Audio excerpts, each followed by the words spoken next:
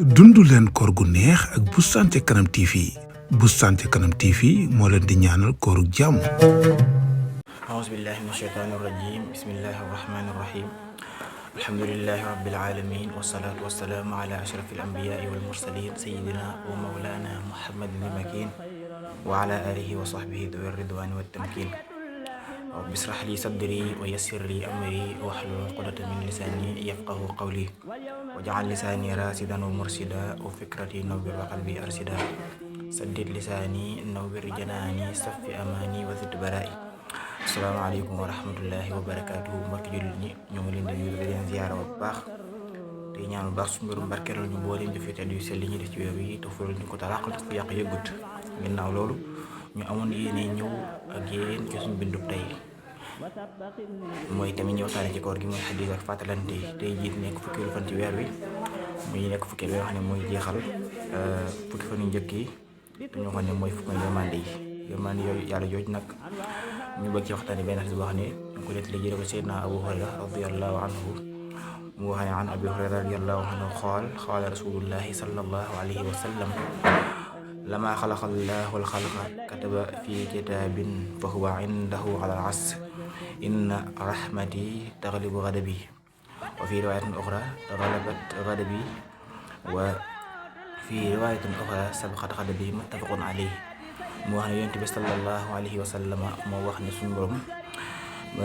ginnaaw ba mu bindee fi dafa bind ci ab téere boo xam ne maa nga xawam suñu borom mu wax ne sama yërmande day not na sama mer wala sama yërmande not na sama mer wala jiit na sama mer kon nga xam ne suñu borom ci yërmandeem ju yaatu yooyu moo waral ne saa bu jaam bi defee lu mu warul a def bala mu koo mere daf koy njëkk a yërëm yërmande googu mooy waral mu jéggal googu nag mooy waral mu musal ko ba tabal ko aljanna yàlla nañ ci suñu borom boole kon ci yaatu yërmande suñu borom boobu war naa tax ñu gën a góorgóorlu